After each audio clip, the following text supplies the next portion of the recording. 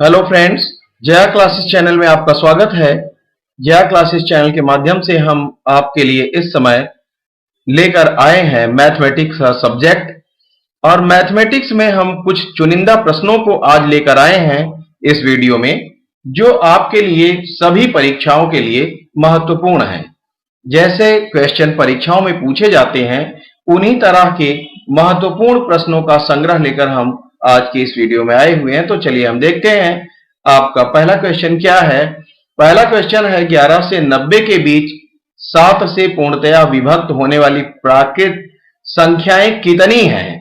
आपको बताना है कि 5 है कि 6 है, 10 है, 12 है, 15 है, कितनी है ये आपको बताना है। मीन्स उनकी संख्या कितनी है, n बताना है। तो आप जरा देखें कि 11 से 90 के बीच जो 7 से पूर्णतया विभक्त होने वाली कुछ संख्याएं आप अपने हिसाब से नोट करें। 7 से विभाजित होने वाली का मतलब है कि आप 7 का पहाड़ा पढ़ लें। 7 एकम 7, 7 दूना 14, तो 7 एकम 7 तो ये 11 से कम है।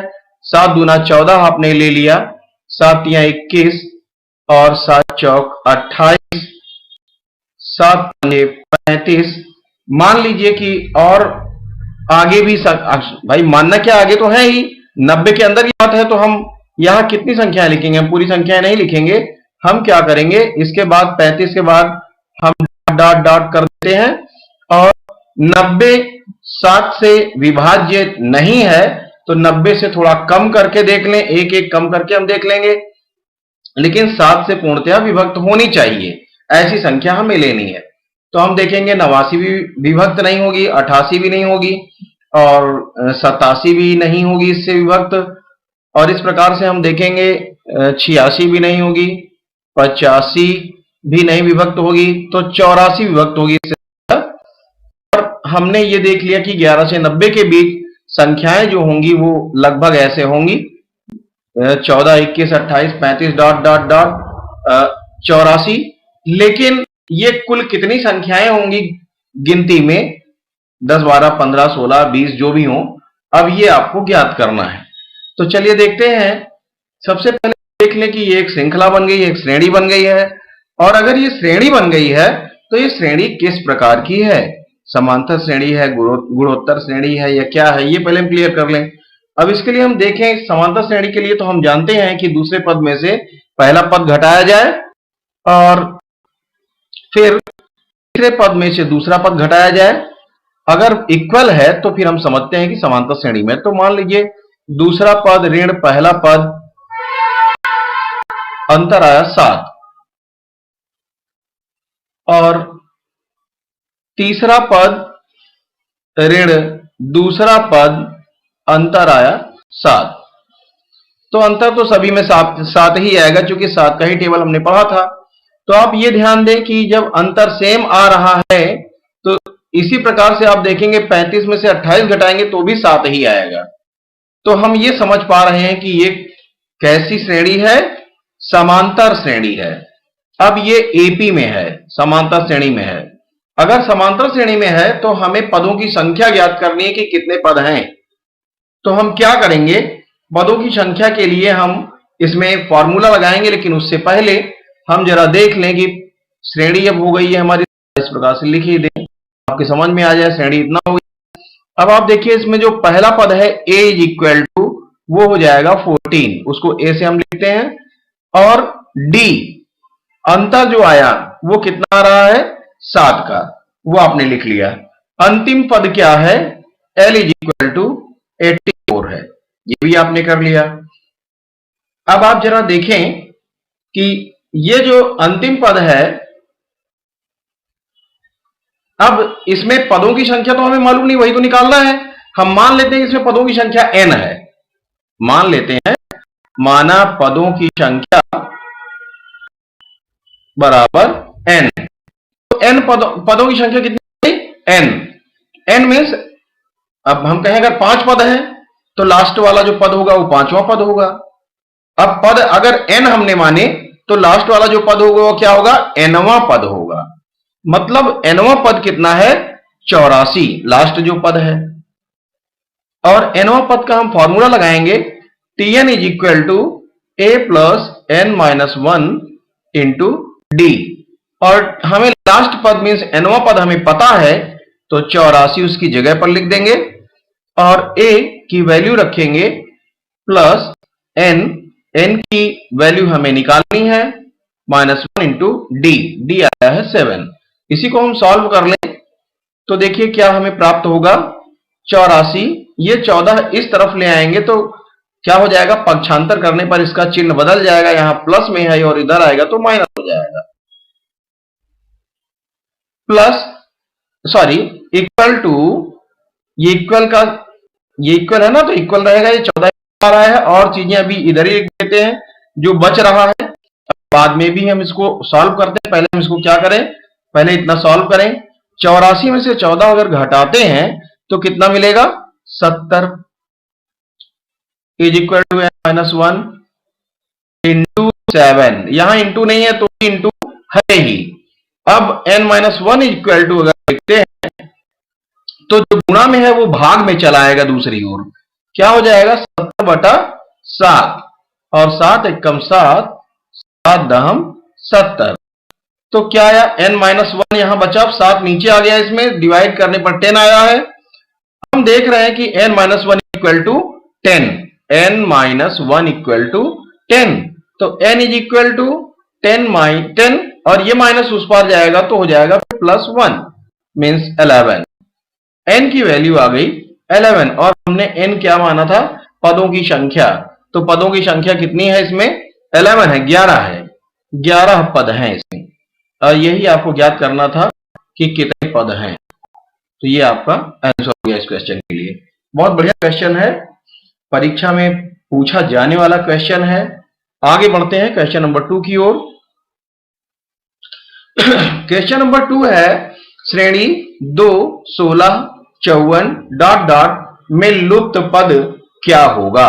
इसका मतलब 2, 16, 54 के बाद अगला पद क्या होगा ये हमें बताना है। तो चलिए हम देखते हैं इसका। देखिए ये जो है रीजनिंग से रिलेटेड क्वेश्चन है और अगर आपको मैथ आती है तो रीजनिंग भी आसान होता है आपके लिए, अन्यथा वो भी कठिन हो जाता है। तो आप क्या करें, ये बार बार अभ्यास करने से ही आपको आएगा। तो हम देखें जरा कि क्या क्रम हो सकता है। ये 2 है और 2 के बाद फिर 16 हो गया है और 16 के बाद 54 हुआ है, तो ये हमें कैसे प्राप्त हुआ। देखिए इसमें कभी स्क्वायर करने पर, कभी घन करने पर, कभी वर्गमूल निकालने पर, कभी कुछ जोड़ने पर, कभी घटाने पर, भाग देने पर, यही होता है। तो ये चीजें आपको इसमें समझना है, दिमाग लगाना है कि ये कैसे प्राप्त हो रहा है। हमें 2 हुआ, फिर अगले टर्न पर हमें क्या मिल रहा है 16 और उसके बाद 54 मिल रहा है। तो ये कैसे संख्या बढ़ रही है, बढ़ने का मतलब कि या तो वर्ग हो रहा हो या घन हो रहा हो या गुणा हो रहा हो, कुछ हो रहा है इस प्रकार से तभी बढ़ेगा, भाग देने से तो बढ़ेगा नहीं, घट जाना है। तो आप दिमाग में लाइए कि या तो इसमें कुछ जोड़ा जा रहा है या फिर घटाया जा रहा है, घटाने से तो कम हो जाएगा इसलिए घटाया नहीं जा रहा है, जोड़ा जा रहा है या वर्ग किया जा रहा है या घन किया जा रहा है, और या ही फिर क्या किया जा रहा है, इसमें किसी चीज से गुणा किया जा रहा है। तो चलिए आप जरा देखिए, अगर हम करें 2 गुणा 1 का वर्ग, तो 1 एकम 1 और 2, तो 2 गुणा 1 मीन्स 2 प्राप्त हो जाएगा। ये तो चलिए हमें मिल रहा है। अब जरा 16 के लिए देख लें कि क्या होगा। 2 गुणा 2 का वर्ग अगर करते हैं तो 2 दूना 4 और गुणा 2 8 होता है। इसका मतलब नहीं, 8 दूना 16, 1 2 की और जरूरत है। फिर अगर देखें हम इसको अब घनमूल कर दें, नहीं सॉरी घन कर दें, और इसी प्रकार से हमें क्या प्राप्त होगा, 2 गुणा 1 मीन्स 2 प्राप्त होगा। अगला जरा देख लें कि अगर उसमें भी हम यही करें, 2 गुणा 2 की घात 3 करें। देखिए अब ये क्रम बढ़ रहा है, वो वही रहेगा, लेकिन 1 की घात 3, फिर 2 की घात 3, फिर 3 की घात 3, फिर 4 की घात 3, इस प्रकार से हम बढ़ाते चले। जरा देखें क्या हमें जो श्रेणी दी गई है वो मिल पाएगा ऐसे। तो 2 गुणा 2 की घात 3 का मतलब है 2 को 3 बार आप लिखकर गुणा कर लें और हमें प्राप्त होगा 2 दूना 4 दूना 8, 8 दूना 16। तो मिल तो रहा है, पहला पद 2 और दूसरा पद 16 मिल गया। अब जरा देख लें क्या अगले के लिए भी ये सही है कि नहीं। तो 1 2 के बाद अब क्या आएगा, 3, 3 का घन। अब देखें जरा, 2 गुणा 3 को 3 बार, 3 त्रिका 9, 9 तिया 27, 27 दूना 54, तो हमें तो मिल गया तीसरा पद भी। इसका मतलब इसी प्रकार से ये श्रेणी बनी हुई है। तो अगला जो हमारा क्रम होना चाहिए वो होना चाहिए इतना, 2 गुणा 4 की घात 3, तो 2 गुणा 4 गुणा 4 गुणा 4, और क्या है, 4 चौक 16, 16 चौको 64, और 64 दूना 2 चौको 8, और 2 छंग 12 में से 128। ये होना चाहिए क्वेश्चन मार्क की जगह पर, मतलब क्वेश्चन मार्क इक्वल टू 128 जो हमारा आंसर होगा। समझ में आ रहा होगा? तो इस तरह से ये रीजनिंग का ही क्वेश्चन है, समझ लीजिए, और मैथ या रीजनिंग में भी पूछा जाता है। आगे बढ़ते हैं क्वेश्चन नंबर 3 की ओर।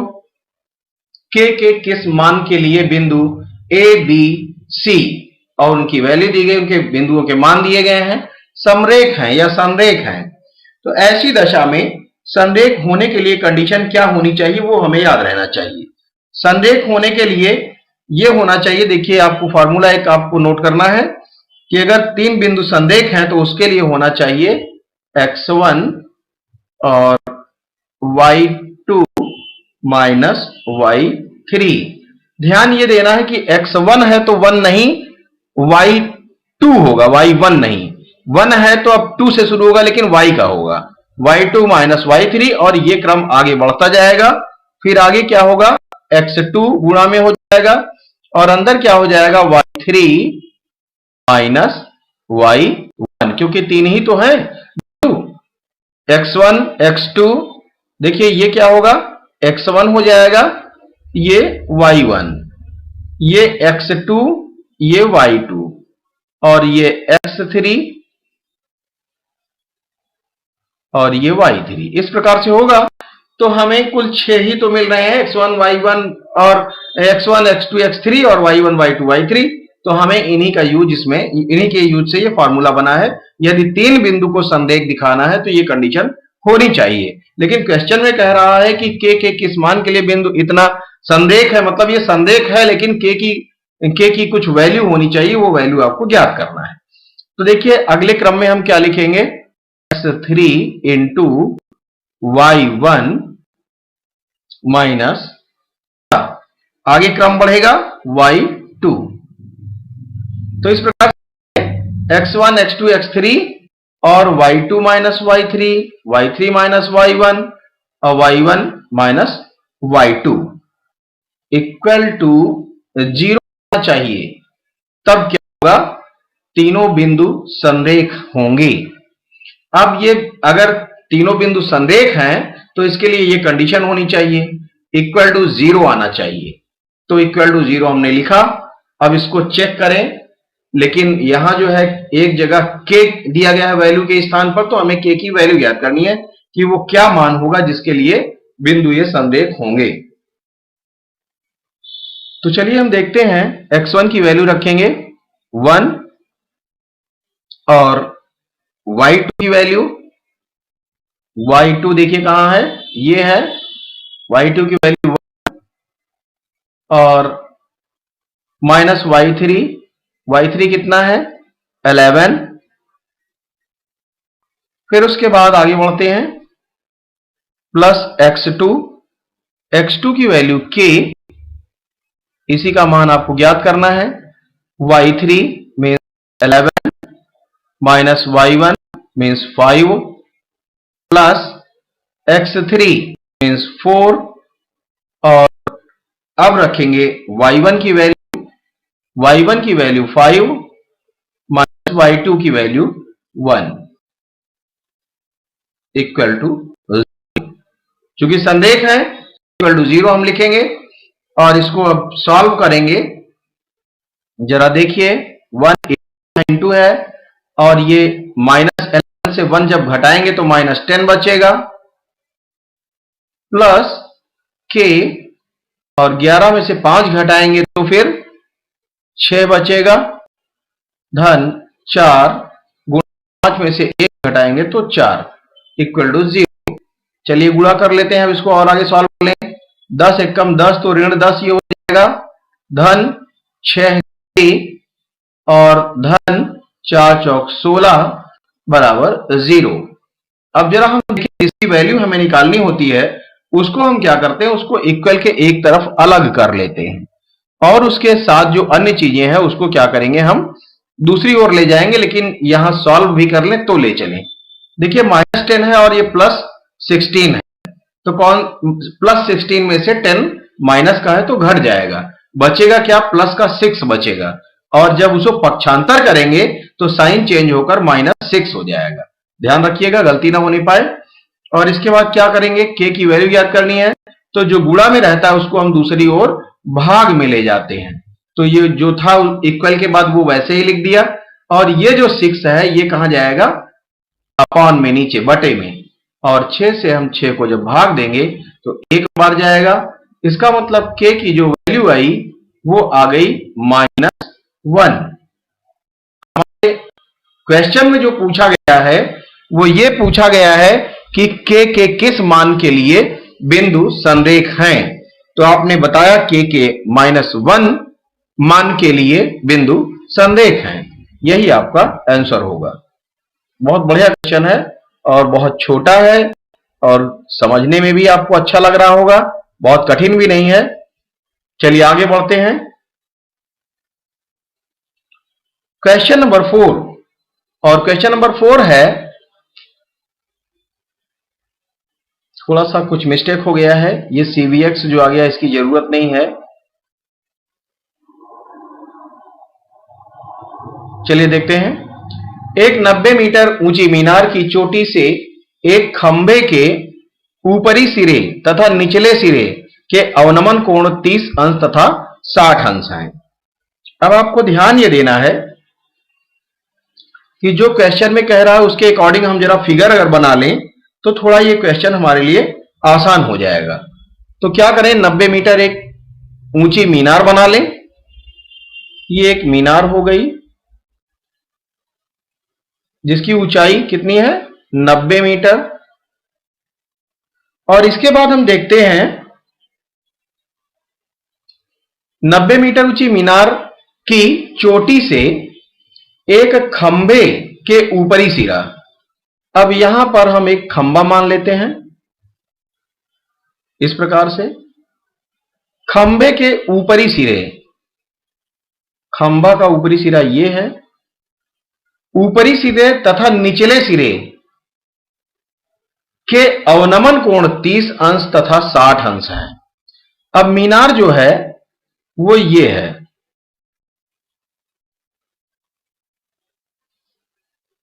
आपका ये, चलिए मान लो इतनी ऊंची है, यहां पर यहां तक है।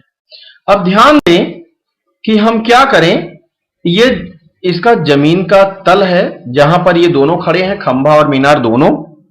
अब ऐसी दशा में हम क्या करें, इनको जरा नाम दे दें। ए बी हम मीनार मान लेते हैं और सी डी क्या मान लेते हैं, एक खंभा, सी डी एक खंभा हमने मान लिया। अब क्या करें, ये जो AC जो आपको मिला, जमीन सतह जो है, इसके पैरेलल में हम एक लाइन ऊपर खींच लेते हैं इस प्रकार से। और इसके बाद अब क्या करेंगे, एक लाइन हमें यहां से भी ऐसे समझने के लिए थोड़ा खींचना है पैरेलल में, वो भी इसके पैरेलल रहेगा। और क्या करेंगे अब क्वेश्चन के अकॉर्डिंग, जैसा क्वेश्चन में कह रहा है कि जब हम निचले सिरे के अवनमन कोण बता रहे हैं, ऊपरी और निचले सिरे दोनों के, तो खंभा जो खड़ा है इसको हम ऊपर से देख रहे हैं। अवनमन कोण का मतलब है, नमन मीन्स नीचे की ओर, मतलब झुका हुआ। तो आप ये समझें कि यहां से जो इसके खंभे के जो ऊपर का हिस्सा और जो खंभे का नीचे का हिस्सा, दोनों को वहां से देखा जा रहा है। तो देखिए ये एक हमने पैरेलल लाइन ऐसे समझने के लिए खींचा, और ये क्या है, अवनमन कोण कितने अंश का है, 30 अंश का। ये अवनमन कोण 30 अंश का हो गया। और जरा देखिए ये क्या है, खंबे के ऊपरी सिरे का जो अनुमान कोण बन रहा है 30 अंश का बन रहा है, और नीचे वाले सिरे का कितना बन रहा है, 60 अंश। अब जरा आप ध्यान दीजिए कि ये जो 30 अंश बन रहा है वो बन रहा है कहां, ये एक पैरेलल, अगर लाइन पूरी पूरी मान लें कि ये पूरी पैरेलल लाइन है और ये उसके पैरेलल है, तो ये क्या है, डीबी। डीबी क्या है, एक तिर्यक रेखा है। क्या है, तिर्यक रेखा। चलिए, अब तिर्यक रेखा है तो दो समांतर रेखाओं को काटने वाली जो रेखा होगी वो तिर्यक रेखा कहलाएगी, और तिर्यक रेखा दो समांतर रेखाओं को जब काटती है तो इसके जो एकांतर कोण होते हैं वो बराबर होते हैं। ये भी 30 अंश हो गया।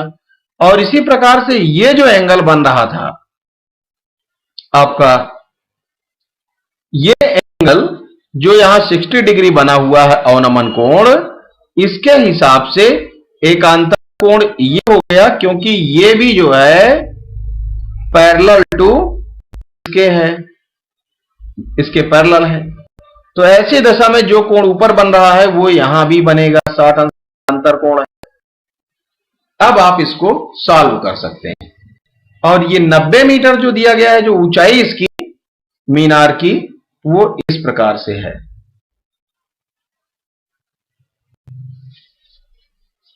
टोटल ऊंचाई 90 मीटर है मीनार की। अब आप इसको सॉल्व कर लें आगे तो आसान हो जाएगा। कैसे करेंगे चलिए देखते हैं। अब आप ध्यान ये दें कि सबसे पहले जो हमें ट्रायंगल, जिसमें एक तरफ हमें ये ऊंचाई दी गई 90 मीटर, 90 मीटर ऊंचाई किस ट्रायंगल में दी गई है, ट्रायंगल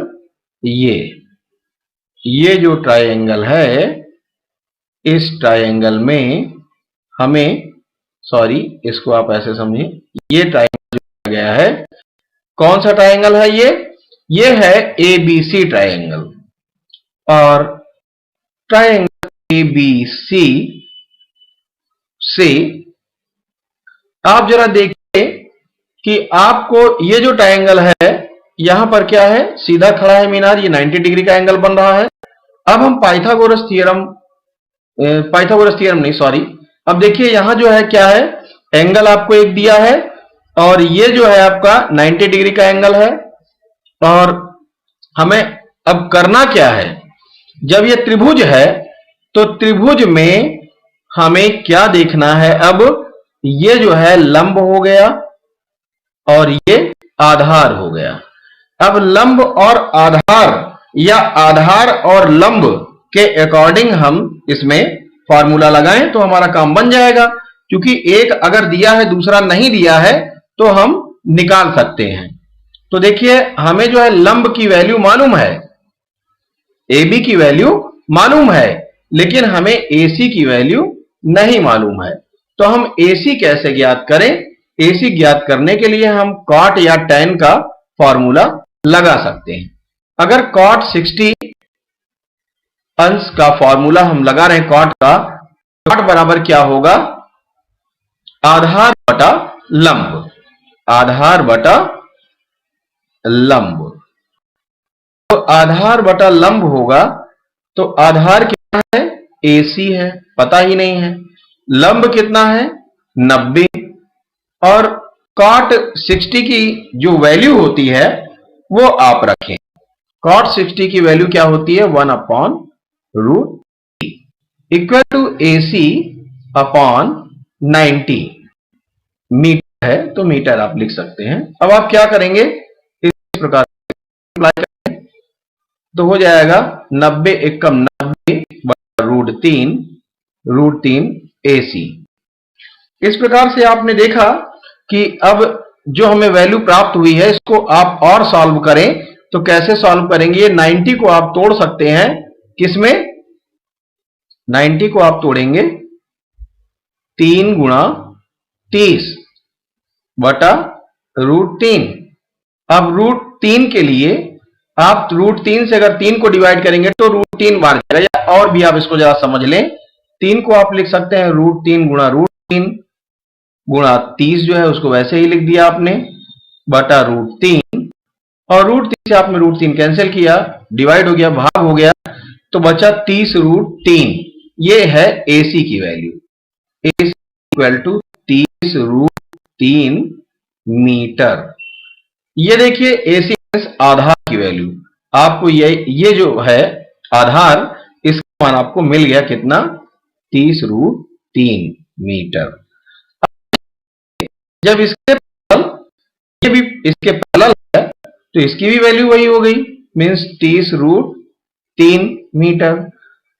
अब आप ध्यान दें कि इसकी तो आपने देखा कि इस त्रिभुज में ABC में आपने आधार निकाल लिया और इसके अकॉर्डिंग आपको क्या मिल गया, D, और इसको एक नाम ABCD तो हो ही चुका है, अब नाम दे E, मतलब D और E, या यहां लिख दें E, तो DE की जो वैल्यू है, DE की जो दूरी है वो है 30√3 मीटर, या DE की जो वैल्यू है वो 30√3 मीटर है।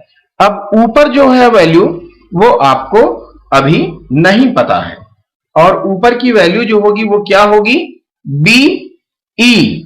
जब नहीं पता है तो ये दूरी क्या है, ये दूरी है B और E के बीच की दूरी, तो इसको आप निकाल सकते हैं अब इस वैल्यू से, जैसे आपने इसमें यूज किया। तो चलिए आप क्या करें, इसके लिए भी इस तरह से फॉर्मूला यूज कर लें। क्या करेंगे अब, देखिए इसके लिए आपको आधार और लंब की जरूरत है, चाहे आप tan का फॉर्मूला लगाएं या cot का, आप कोई भी लगा सकते हैं। तो चलिए आपने cot लगाया तो आप tan लगा देते हैं।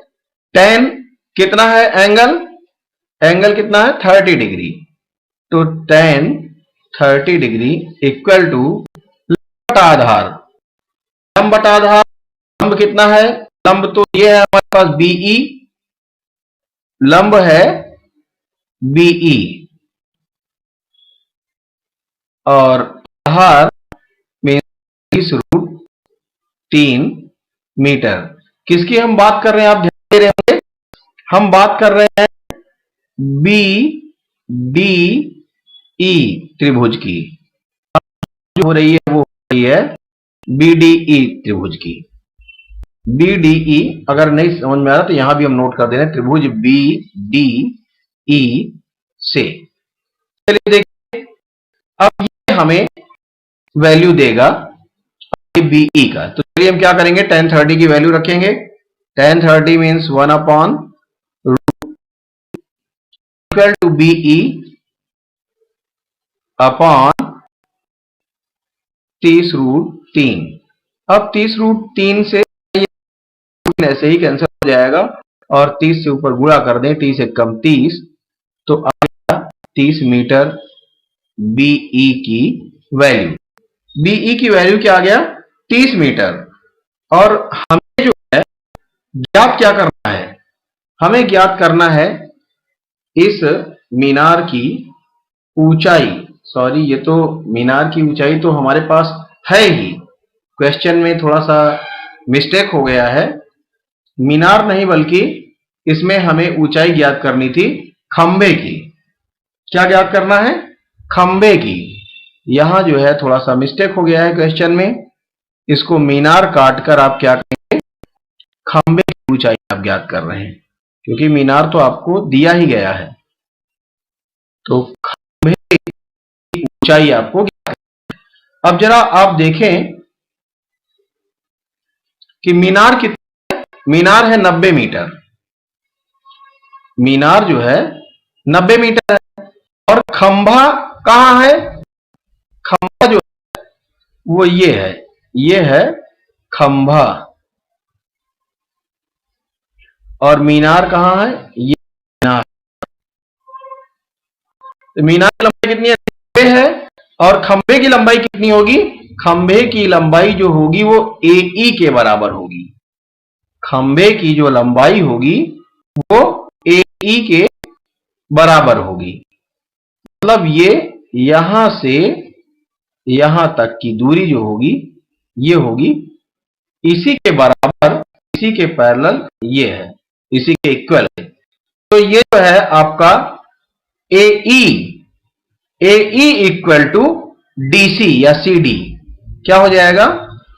AE equal to CD DC, और ये क्या है? ये है खंभा या खंभे की लंबाई। तो अब देखेंगे हमें क्या ज्ञात करना है? खंभे की लंबाई। इसका मतलब हमें ज्ञात करना है AE, क्योंकि AE के बराबर CD है। तो AE की जो वैल्यू है वो हम कैसे ज्ञात करेंगे? AE की वैल्यू, पूरे मीनार की वैल्यू जो है वो कितनी है? माइनस, अब देखिए जरा, उसमें हमें किसकी वैल्यू मिल चुकी है? BE की, BE। तो हम क्या करें? 90 ऋण BE, BE कितनी मिली है? 30 मीटर। अभी ये निकाला आपने, ये 30 मीटर BE की वैल्यू, इसको आप रखेंगे और 90 माइनस 30 बराबर 60 मीटर। ये क्या है? 60 मीटर। 60 मीटर आ गई लंबाई या खंभे की ऊंचाई। और आपको यह करना था कि खंभे की है। बहुत बढ़िया क्वेश्चन है। थोड़ा सा आपको समझाने में ये लंबा हो जाता है, जबकि लंबा है नहीं। जब आपको आने लगेगा तो ये बहुत जल्द आप ऐसे ही फिगर को देखकर बस जल्दी से आप 1-2 लाइन में सॉल्व कर लेंगे। चलिए आगे बढ़ते हैं। क्वेश्चन नंबर 5, और क्वेश्चन नंबर 5 है एक षष्ठभुज में कितने विकर्ण होते हैं? बहुत बढ़िया क्वेश्चन है और बहुत इंपॉर्टेंट क्वेश्चन है। थोड़ा बहुत नहीं, बहुत ज्यादा इंपॉर्टेंट क्वेश्चन है। परीक्षा में इस तरह के क्वेश्चन ही पूछे जाते हैं। षष्ठभुज में विकर्ण कितने होते हैं? तो देखिए, चाहे षष्ठभुज हो, चाहे अष्टभुज हो, चाहे पंचभुज हो, चाहे कुछ भी हो, बहुभुज अगर है तो उसमें विकर्ण ज्ञात करने के लिए हमें क्या है? हम एक फॉर्मूला नोट कर लेते हैं, n भुजा वाले। अब चाहे 5 भुजा वाला हो, चाहे 6 भुजा वाला, चाहे 7 भुजा वाला, या चाहे 8 भुजा वाला, चाहे 10, चाहे कुछ भी हो, ठीक है ना? तो आप याद करेंगे n भुजा वाले बहुभुज का विकर्ण का फॉर्मूला क्या हो जाएगा? n² minus 3n upon 2। आप क्या करेंगे? इसी फॉर्मूले का यूज करके चाहे जितने भुजा का बहुभुज हो आप आराम से निकाल लेंगे। तो चलिए आप क्या करें, आपके पास n भुजा वाले, n के बजाय क्या है? षष्ठ भुजा वाला। षष्ठ भुज का मतलब 6 भुजा वाला, 6 भुजा वाला है। तो n की वैल्यू कितनी आ गई? n is equal to 6। अब n की वैल्यू ही तो इसमें रखनी है, 6 का स्क्वायर माइनस 3 इंटू 6 अपॉन 2। अब 6 का वर्ग मतलब 6 गुणा 6 हो जाएगा, ऋण 6 3 18 बटा 2, और 36 में से 18 जब घटाएंगे आप तो आएगा 18 बटा 2 आएगा 9। तो देखिए कितने विकर्ण होंगे? 9 विकर्ण इसमें होंगे। षष्ठभुज वाले आकार में विकर्ण कितने होंगे? 9 विकर्ण होंगे षष्ठभुज में। बहुत बढ़िया क्वेश्चन है, यही आपका आंसर है क्वेश्चन के लिए। चलिए आगे बढ़ते हैं। Question number 6। क्वेश्चन नंबर 6 है, दी गई आकृति में POQ एक व्यास है। देखिए POQ क्या है? व्यास है, इन्होंने बता ही दिया पहले ही क्वेश्चन में। और व्यास जो है वो क्या है? सबसे बड़ी जीवा होती है। तो व्यास आपको दिया है POQ। चलिए आगे क्या कह रहा है? तथा PQRS एक चक्रीय चतुर्भुज है। अब ध्यान दें, PQRS क्या है? चक्रीय चतुर्भुज है। और PSR angle PSR equal to 130, means S पर एंगल 130 का बना हुआ है। चलिए ये भी हो गया। तो RPQ, angle RPQ means P, ये कितना होगा? RPQ का मतलब, इससे मतलब है इस त्रिभुज से, और इसमें जो बीच वाला होता है वही एंगल हमें दिया होता है। जैसे ये पी एस आर है तो एस बीच में है, एस एंगल पर हम देखेंगे कितना दिया 130। इसी प्रकार से आपको जो है आर पी क्यू में पी की वैल्यू आपको निकालनी कि यहां जो एंगल होगा वो कितना होगा, ये आपको बताना है। तो बहुत बढ़िया क्वेश्चन है, हम करेंगे इसको कैसे। सबसे पहले हम क्या करें, सबसे पहले जो दिया है, चाहे आप इनको अलग से नोट कर लें या फिर आप ऐसे ही दिमाग में रखें जैसा मैंने बताया, और आप निकालना है आपको इस एंगल की वैल्यू। और इसके लिए आप थोड़ा चक्रीय चतुर्भुज के कुछ रूल्स हैं उसको आपको माइंड में रखना है, चक्रीय चतुर्भुज का। और दूसरी बात एक चीज ये ध्यान देना है कि अर्धवृत्त में बना हुआ जो त्रिभुज होगा उसका कोण क्या होगा, 90 डिग्री का होगा, हमेशा समकोण होगा। अर्धवृत्त में बना हुआ त्रिभुज का कोण क्या होगा, कैसा होगा, समकोण त्रिभुज होगा। तो समकोण होगा, आपको ध्यान देना है। ये जो है समकोण है, तो समकोण आपको ये दिखाई दे रहा है, ये 90 डिग्री का हो गया। अब जरा देखिए, ये 90 डिग्री का हो गया। इसके बाद अब क्या हमें समझना है, अब हमें चक्रीय चतुर्भुज के बारे में जानकारी होनी चाहिए। अब चक्रीय, देखिए अर्धवृत्त में बना कोण तो समकोण होता है, ये तो आप समझ गए। तो अर्धवृत्त में जो कोण बना हुआ आपका समकोण हो गया, वो आपने देख लिया। अब इसके बाद जरा आप देखें, चक्रीय चतुर्भुज के लिए आपको याद रहना चाहिए कि चक्रीय चतुर्भुज में जो विपरीत कोण होंगे उन दोनों का योग क्या होगा, उन दोनों का योग 180 अंश होता है। यही आपको दिमाग में रखना है। अब आप जरा ध्यान दें कि जो एस एंगल एस की 130 आपको दी गई है, वो इसका विपरीत मीन्स इसके सामने कौन सा है, ये है क्यू। तो इसका मतलब आर एस पी या P S R plus R Q P या P Q R equal to 180 होना चाहिए। मतलब P S R plus P Q R equal to 180 होना चाहिए चक्रीय चतुर्भुज के रूल से। चक्रीय चतुर्भुज है और चक्रीय चतुर्भुज का जो रूल है वो ये है कि विपरीत जो कोण होगा उसका और जिसके विपरीत है उसका, दोनों का मतलब दोनों जो विपरीत कोण होंगे एक दूसरे के विपरीत, दोनों का सम मीन्स दोनों का योग क्या होगा, 180 अंश होगा। तो आप 130 दिया है इधर और उसके सामने मीन्स उसके विपरीत जो कोण है वो क्यू पर बन रहा है और दोनों का योग 180 होना चाहिए। तो हमें पी एस आर दिया है, पी एस आर की वैल्यू क्या दी गई है, हमें पी एस आर की वैल्यू दी गई है 130, उसको हमने रख दिया। 130 plus P Q R equal to 180 degree. अब देखें P Q R is equal to 180 degree और माइनस 130, उसको इधर पक्षांतर करके ले आएंगे तो साइन चेंज हो जाएगा, माइनस 130 डिग्री हो जाएगा इक्वल टू 50 डिग्री। तो आप देख रहे हैं कि एंगल पी क्यू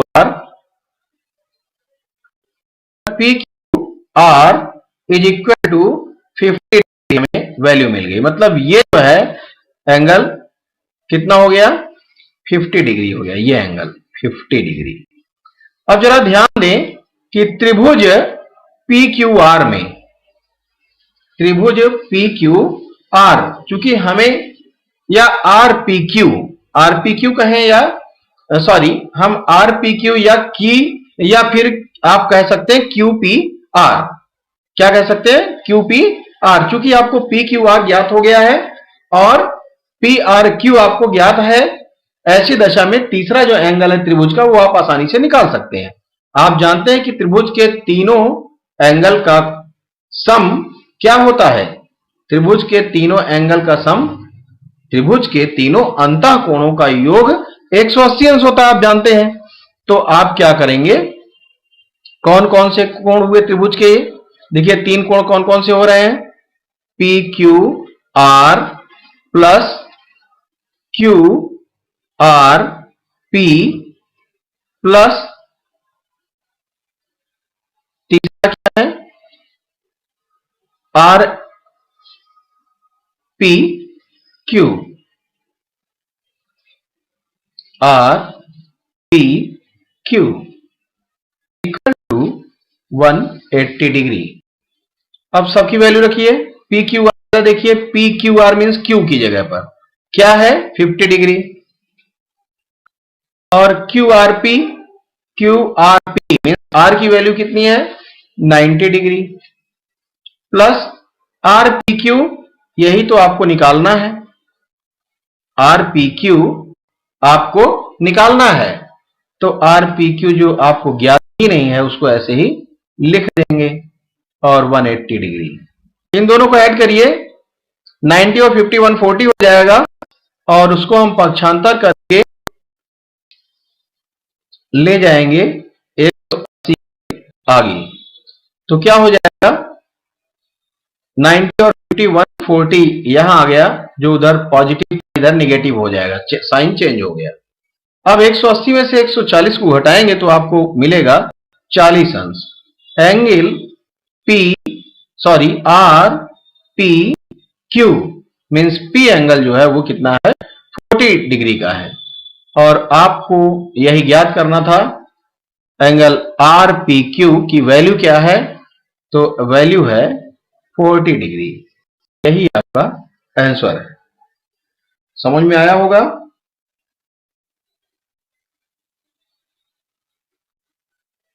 चलिए आगे बढ़ते हैं। अगला क्वेश्चन है, यदि दी गई आकृति में 4x इक्वल टू 5y हो तो x इक्वल टू क्या होगा, यह आपको बताना है। तो आप जरा देखें, दी गई जो आकृति है वो किस प्रकार की आकृति है।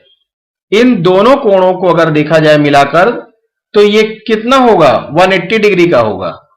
कितने का होगा, ये सरल कोण होगा और 180 डिग्री का होगा, स्ट्रेट एंगल होगा।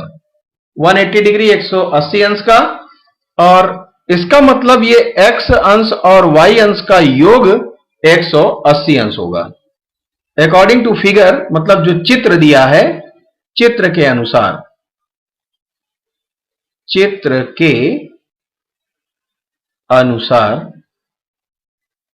अनुसार क्या हमें मिला, x plus Y equal to 180 degree मिल गया। और जो हमें क्वेश्चन में दिया है वो दिया है 4x इक्वल टू 5y। इसका मतलब x की वैल्यू हमें ज्ञात क्या करना है, x की वैल्यू निकालनी है। तो हम ऐसा करें, y के पदों में x की वैल्यू ज्ञात करें। तो y, अब ऐसा करते हैं, y इक्वल टू कर लेते हैं। देखिए 5y इक्वल टू 4x है, तो 4 ऐसे ही रहने दें, और 5 को क्या करेंगे, 5 जो गुणा में है वो क्या हो जाएगा, भाग में आ जाएगा दूसरी ओर, बटा 5। इस प्रकार इक्वल टू यहां क्या बचेगा y। तो y का मान x के पदों में हमने निकाल लिया, y का मान x के पदों में, तो y की वैल्यू क्या आ गई 4/5x। इसी को हम जो है इसमें रख दें y की जगह पर। हमें x की वैल्यू निकालनी है ना, इसलिए हमने x के पदों में निकाला है। x प्लस y की जगह पर लिख देंगे 4/5x इक्वल टू 180। अब देखिए y खत्म हो गया, दोनों में x ही हो गया, क्योंकि x की वैल्यू हमें ज्ञात करनी थी। अब इसको क्या करें, एलसीएम ले लें, चाहे ऐसे ही आप 5x plus 4x upon 5 is equal to 180 degree. ये भी ऐसे ही गुणा हो जाता बाद में इधर 5 से 180 में, लेकिन मैंने आपको सोचा कि आप कहीं नहीं समझ पाएंगे, इसलिए 5x और 4x आप क्या करेंगे 9x, और ये 5 से क्रॉस मल्टीप्लाई हो जाएगा इक्वल टू 180 डिग्री इंटू 5। और अब आप क्या करेंगे, x is equal to 180 into 5 upon 9। 9 दूना 18 20, और 20 से 5 में गुणा करेंगे तो आ जाएगा 20 पंजे 100 अंश आ गया। x की वैल्यू आ गई अंश। और आपको क्या ज्ञात करना था? आपको यही ज्ञात करना था कि x का मान क्या होगा। x का मान आपको क्लियर हो गया। आगे बढ़ते हैं क्वेश्चन नंबर 8 की ओर। क्वेश्चन नंबर 8 कहां चला गया भाई? चलिए 8 जो था वो 9 के जगह पर आ गया है। चलिए इसको देख लेते हैं। हल कीजिए x minus 3 equal to 10 upon x। बहुत बढ़िया क्वेश्चन है। आपको इसमें भी x का ही मान निकालना है। तो क्या करेंगे आप? लिखें जल्दी से। x minus 3 equal to 10 upon x, और x से इधर क्या करेंगे? इन दोनों में आप गुणा करेंगे। गुणा करेंगे तो x into x is equal to x square minus 3x।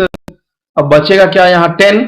इस 10 को इधर ले आएंगे तो माइनस 10 इक्वल टू, अब यहाँ क्या बचा? कुछ नहीं, चूंकि x था उधर गुणा हो गया और ऊपर 10 था, 10 भी पक्षांतर करके इधर ले आया, माइनस 10 हो गया, तो इधर क्या बचा? 0। अब इसको हम सॉल्व कर लें। ये क्या है? c, और ये क्या है? a की जगह पे कुछ नहीं है, 1 है। कुछ नहीं है तो 1 है। 10 और 1 का गुणा करेंगे तो 10 आएगा। और 10 का क्या करेंगे हम? 10 का हम फैक्टर कर लें। 2 पंजे 10, 5 1 कम 5, इसका मतलब 2 गुणा 5 गुणा 1। इसी से हमें 3 लाना है।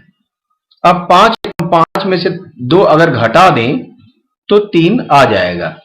मतलब 5 ऋण 2 हम लिख सकते हैं 3 की जगह पर। क्या लिखेंगे? 5 ऋण 2 into x minus 10 equal to 0, और एक्स स्क्वायर माइनस 5। अब ये x से मल्टीप्लाई होगा तो 5x, और minus into minus is equal two plus, और 2x माइनस 10 इक्वल टू 0।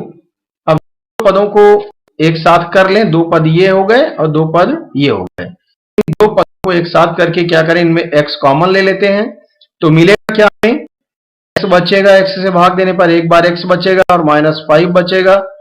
इसमें 2 अगर कॉमन ले लेते हैं तो x बचेगा और माइनस 2 पंजे 10 इक्वल टू 0। चलिए अब हम क्या करें? इन दोनों से हम वैल्यू निकाल लें x की। यदि देखिए थोड़ा सा भी और एक बार सॉल्व कर लेते हैं। दोनों में x माइनस 5 है तो x माइनस 5 को कॉमन ले लिया हमने, तो बचा क्या? x प्लस 2 बचा इक्वल टू 0। अब यदि x माइनस 5 इक्वल टू 0 तो x इज इक्वल टू 5, और यदि x प्लस 2 इक्वल टू 0 तो x इज इक्वल टू 2 उधर ले जाएंगे पक्षांतर के माइनस 2, तो x के 2 मान आए 5 और ऋण 2। यही आपका आंसर होगा। चलिए आगे बढ़ते हैं। अगला क्वेश्चन बहुत इंपॉर्टेंट है और कुछ अलग तरीके का है, इसको आप ध्यान से देखें। जब घड़ी में समय 4:05 है तब घंटे की सुई तथा मिनट की सुई के बीच कोण क्या है, यह आपको बताना है। तो देखिए ये 4:05 है घड़ी में, और इसके बीच कोण क्या है आपको ये ज्ञात करना है। इसके लिए आप कैसे करेंगे? पहले आप घंटे की सुई जो है वो आप जरा ध्यान दें कि घंटे की सुई ये छोटी वाली है। ये जो है एक पूरा राउंड अगर ऐसे करके यहां वापस आती है तो कितने अंश घूमी है? पूरा कंप्लीट एंगल है, ये पूर्ण एंगल है। पूर्ण एंगल कितने का है? 360 अंश का। एक वृत्ताकार मार्ग पर पुनः उसी मार्ग पर एक बिंदु से चलकर उसी बिंदु पर फिर से अगर हम आते हैं वृत्ताकार पथ पर तो हम 360 अंश घूम जाते हैं। तो ये कंप्लीट एंगल होगा 360 अंश का। अब 360 अंश घूमने में घंटे की सुई को कितना समय लगता है? 12 घंटे लगेगा। यहां से 1 घंटा, 2 घंटा, 3, 4, 5, 6, 7, 8, 9, 10, 11, 12, तो ये 12 घंटे बाद पुनः उसी स्थान पर पहुंचेगी। तो आप देखेंगे कि ये 360 अंश का जो कोण तय कर रही है, इसको तय करने में इसे 12 घंटे समय लगते हैं। मतलब घंटे की जो सुई है, घंटे की सुई 12 घंटे में कोण बनाती है बराबर कितना? 360 अंश। तो 1 घंटे में कितना बनाएगी? 1 घंटे में बनाएगी, 1 घंटे में 1 घंटे में बनाएगी 360/12। ये क्लियर हो गया होगा। अब हमारे पास जो समय है उसको जरा घंटे में बदल लें।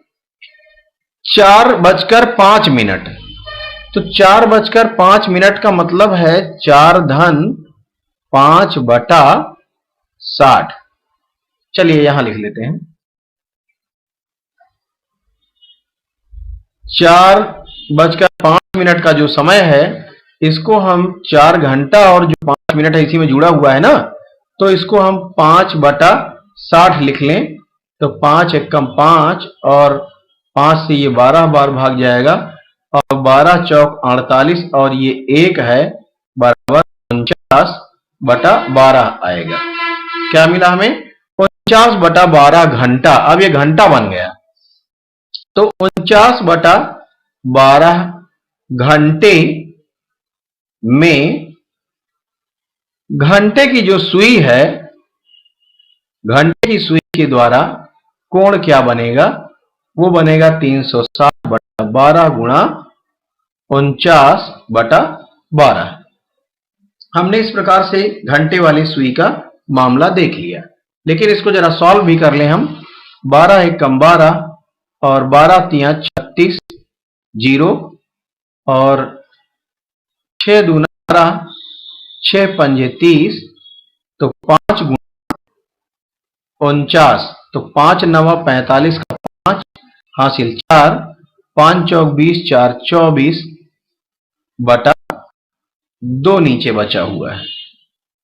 और इसको जरा भाग दें तो 2 एकम 2, 2 दूना 4 और 2 दूना 4, 1 बचेगा बटा 2।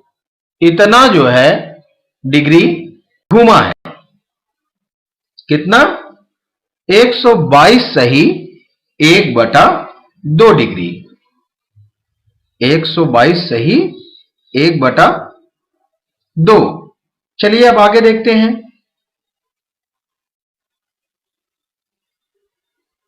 अगला क्या है? अगला मामला है अब मिनट की सुई। क्योंकि जब घंटे की घूम रही है तो मिनट की भी सुई घूम ही रही है साथ साथ। लेकिन मिनट की सुई एक अपना राउंड पूरा करती है कितने मिनट में? 60 मिनट में। मिनट की सुई अगर एक पूरा राउंड तय करेगी तो कितने मिनट में तय करेगी? 60 मिनट में। अब जरा इसको हम थोड़ा सा फिर से देख लें। मिनट की सुई द्वारा 60 मिनट में कर रही, तो 60 मिनट में अब बना कोण बराबर कितना? ये भी देखिए, जब ये मिनट की सुई है, ये 60 मिनट में एक पूरा राउंड ऐसे कंप्लीट करेगी, तो फिर कितना राउंड घूमेगी? 360 डिग्री ये भी घूमेगी। तो 360 डिग्री में जब ये मतलब मिनट की सुई 60 मिनट में 360 डिग्री घूमती है, और 60 मिनट का मतलब 60 मिनट में घूमती है, तो 60 मिनट का मतलब 1 घंटा। लेकिन यहां हमें मिनट का मामला देखना है, इसलिए मिनट में ही हम इसको रहने दें। चलिए 60 मिनट में कोण कितना बनाती? 360 अंश का। तो 1 मिनट में कितना बनाएगी? 1 मिनट में बनाएगी, 1 मिनट में ये बनाएगी 360/। उसी प्रकार जैसा आपने घंटे वाले को देखा। अब क्या करेंगे? ये भाग दे देंगे और 36, तो कितना अंश बना? 6 अंश का कोण बना। 1 मिनट में 6 अंश का कोण बना। तो कितने मिनट हमारे पास हैं? हमारे पास जो मिनट हैं वो हैं 4:05। तो मिनट कितना है? 5 मिनट ना। तो आप देखेंगे 5 मिनट में बना कोण बराबर 6 गुणा 5। 1 का मालूम है और 5 का निकालना है तो गुणा कर देंगे, 30 अंश का कोण बनेगा।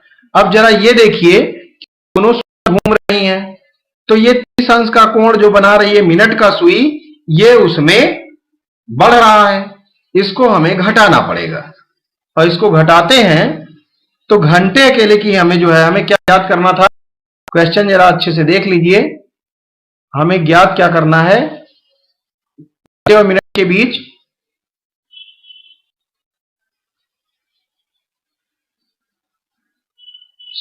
कहां चला गया भाई?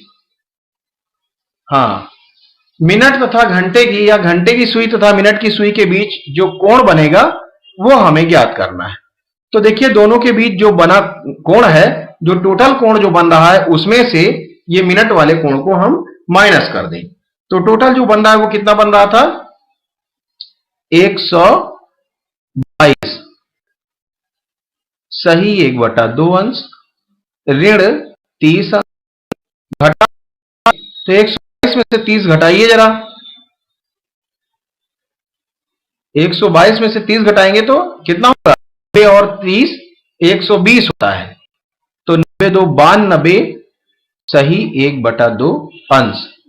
ये जो है कोण होगा दोनों के बीच का। तो दोनों सुइयों के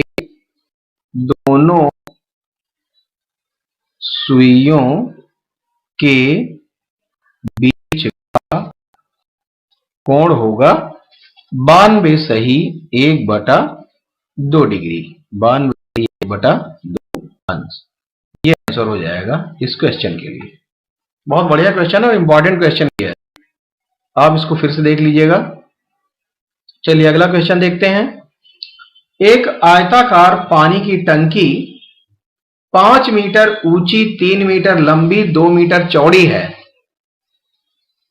इसमें कितने लीटर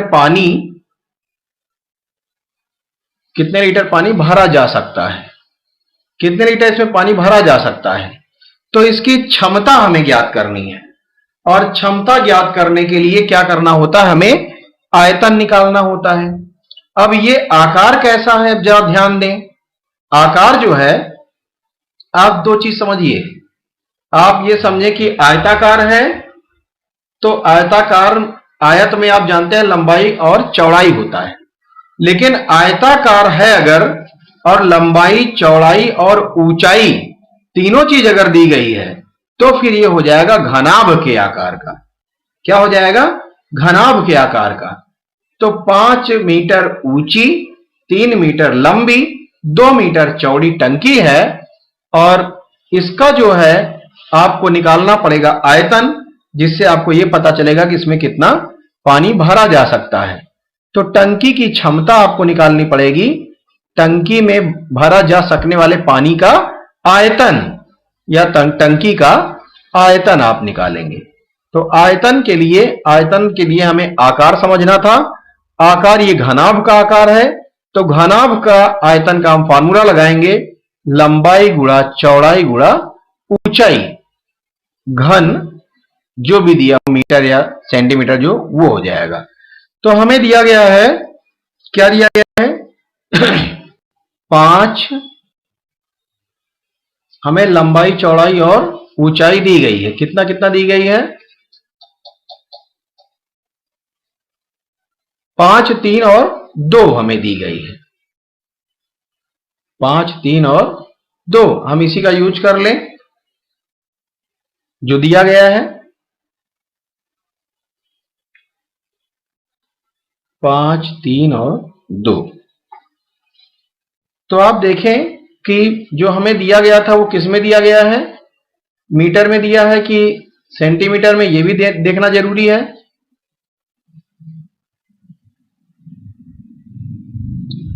हमें दिया गया है मीटर में। तो हम क्या करें, इसको हम सेंटीमीटर में बनाकर पहले सॉल्व कर लें। अगर मीटर को हम सेंटीमीटर बनाते हैं तो 1 मीटर में कितना सेंटीमीटर होता है? 100। तो 5 मीटर में कितना हो जाएगा? 500।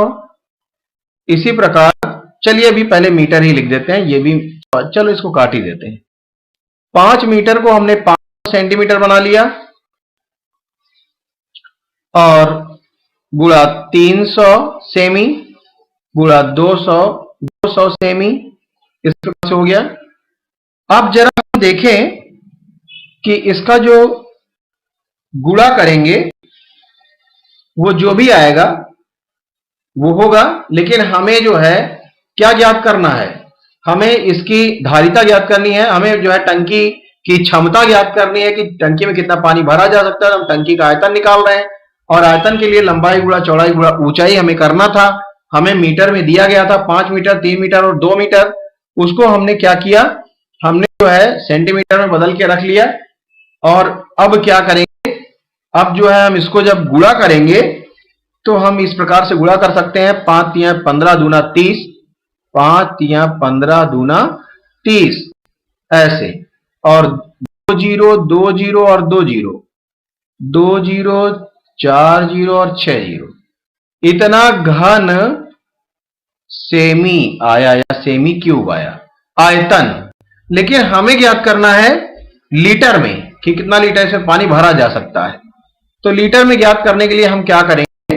1000 से इसको भाग दे देंगे और 3 जीरो इस प्रकार से हम काट देंगे। और 3 जीरो जब काट देंगे तो फिर बचेगा क्या?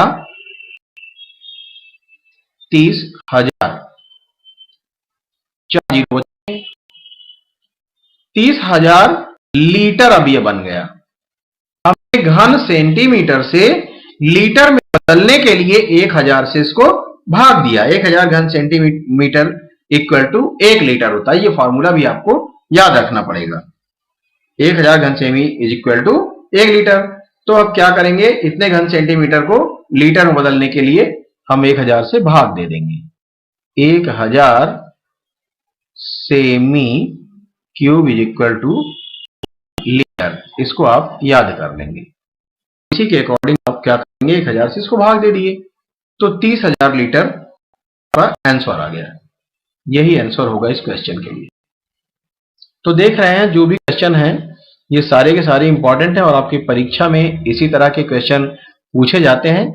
तो आप ध्यान दें कि जो भी क्वेश्चन इसमें आपको बताए गए हैं, अगर आपको कहीं जल्दबाजी में नहीं समझ में आ रहा है तो आप इसको वीडियो को रोक रोक के आप अच्छे से अपने कॉपी में पेन कॉपी लेकर बैठे और कॉपी में अपने सॉल्व करें। सॉल्व करके आप देखें कि हमारा आंसर आ रहा है कि नहीं आ रहा। अगर उसके बाद भी कोई परेशानी आती है तो आप कमेंट के थ्रू आप पूछ सकते हैं, जानकारी ले सकते हैं। Thanks for watching.